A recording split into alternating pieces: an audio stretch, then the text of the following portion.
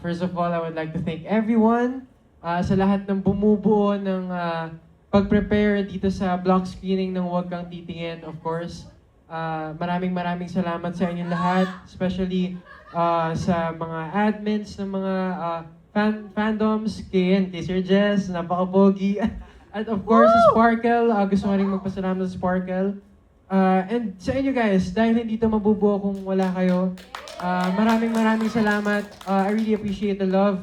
Ramdam na ramdam ko yun mula sa inyo. And bilang sukli, sobrang na-appreciate ko kayo. At hindi ko man kayo maisa-isa. I really love you guys. And yeah, this is just the beginning. I hope marami pa tayong pagsamahan. And to see you guys, you know, supporting me, supporting the movie, it really is overwhelming. It really is heartwarming, but at the same time, talagang natutuwa lang talaga ako. At it really pushes me to do so much better sa mga future na ganaps ko.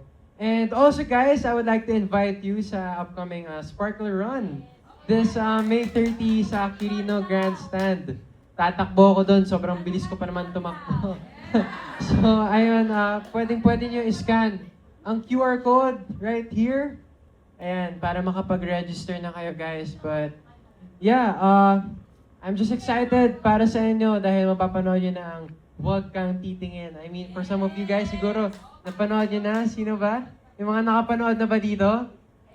Wow, oo. So ayun, may rewatch nyo siya and I'm pretty sure na may mapipick up ulit kayong bago. So ayun, maraming salamat sa lahat talaga sa lahat ng ships, of course, na nandito din. Of course, maraming salamat. And sa mga Team Marco, sa Solid Marco, and sa Marcolets.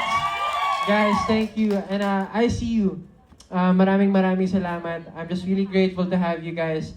And I always do my best para sa inyong lahat dahil naging inspirasyon ko na rin kayo.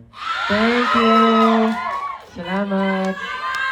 Muli ang Brian